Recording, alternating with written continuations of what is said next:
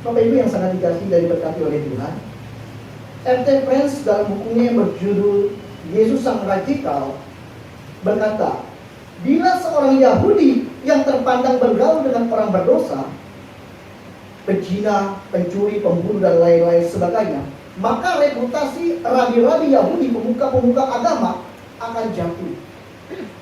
Tetapi Yesus sebagai Tuhan dan sebagai Juru Selamat, Dia sebagai Allah, Dia tidak mementingkan reputasi dia yang akan jatuh. Ketika Dia masuk dalam kalangan-kalangan orang berdosa, orang-orang yang terabaikan, orang-orang yang termarginalkan, kalau bagi Yesus, bagaimana caranya ketika seseorang membutuhkan pertolongan, ketika seseorang membutuhkan pengampunan daripada Allah, tangan Dia terbuka. Oleh sebab itu dalam kitab Matius pasal 11 ayat 28, marilah kepadaku semua yang letih dan lesu dan berbeban berat, aku akan memberikan kelegaan kepadamu. Saudara-saudara, Bapak Ibu yang sangat dikasihi dan diberkati oleh Tuhan, itu sebabnya Yesus mendapat gelar daripada orang-orang Farisi dan ahli-ahli Taurat. Dia adalah sahabat orang berdosa. Saya mengajak kita untuk membuka dalam kitab Lukas pasal yang ke-7, ayat yang ke-34.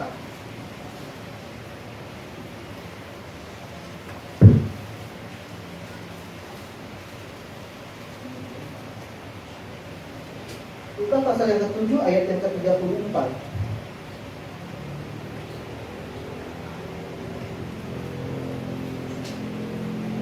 Demikian firman Tuhan.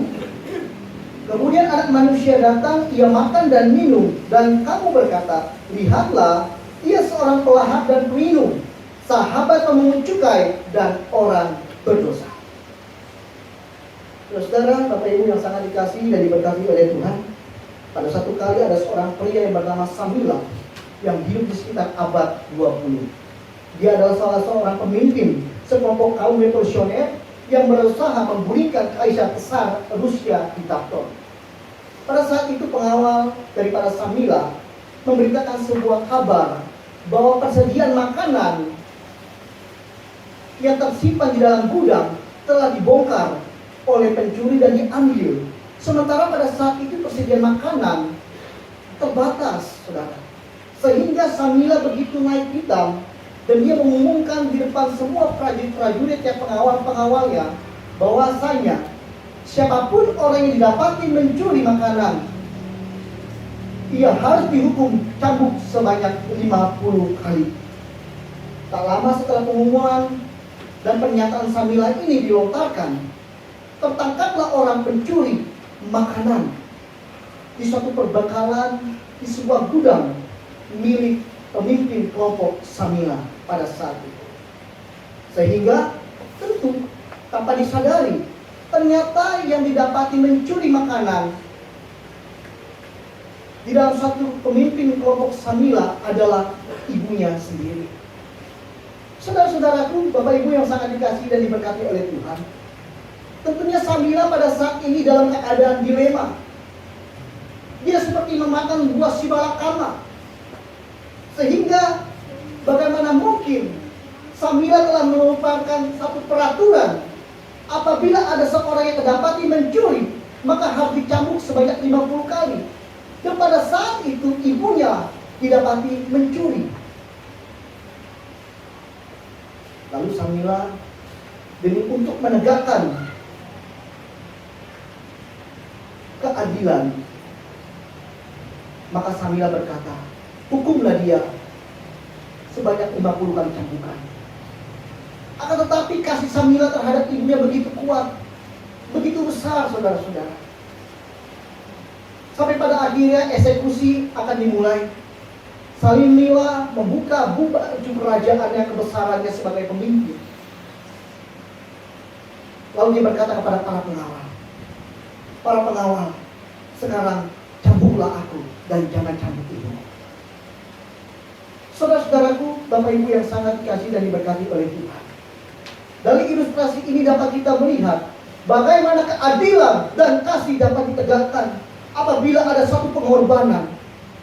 Seperti kisahnya Samila dan ibunya yang seharusnya dihukum, tetapi Samila dengan berjiwa besar, dia mengoyakkan pakaiannya, melepaskan baju kebesarannya, dan ia rela untuk dicambuk sebanyak 50 kali. Dengan demikian, Samila terkenal dengan raja yang adil dan penuh kasih. Saudara-saudara, Bapak Ibu yang sangat dikasihi dan diberkati oleh Tuhan, demikian juga dengan perihalnya Allah yang kita sembah di dalam Yesus Kristus.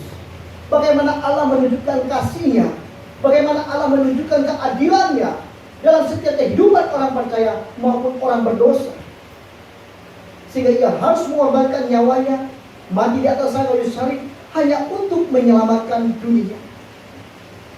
Saudara-saudaraku, Bapak Ibu yang sangat dikasihi dan diberkati oleh Tuhan, jadi gereja perlu belajar mengenali kasih Allah dengan benar, sehingga kehadiran gereja di tengah-tengah dunia ini bisa menjadi sahabat bagi semua orang. Gereja bukan saja bersahabat bagi orang kaya, tetapi gereja juga harus bersahabat dengan orang-orang miskin. Gereja bukan saja bersahabat bagi orang kudus, tetapi juga gereja harus bersahabat dengan mereka, orang yang bercela dan menuntut mereka kepada arah pengudusan Allah di dalamnya dengan kelemah lembutan. Gereja bukan saja melakukan ketegasan, tetapi gereja juga harus melakukan keadilan, kasih, dan menjunjung tinggi nilai kebenaran Alkitab yang tertulis. Ibu, pertanyaannya adalah, sudahkah gereja saat ini menjadi sahabat mereka yang terabaikan? Sudahkah gereja saat ini menjadi sahabat bagi mereka termarginalkan? Ataukah gereja hanya sibuk melakukan rutinitas ibadah setiap hari Minggu saja, saudara? Sudahkah gereja menuntut orang-orang berdosa, orang-orang yang hidup bercela dengan penuh kelemah lembutan? Saudara-saudaraku, Bapak Ibu yang sangat dikasihi, ini adalah satu persoalan gereja, baik secara organisasi keagamaan maupun gereja sebagai orang percaya.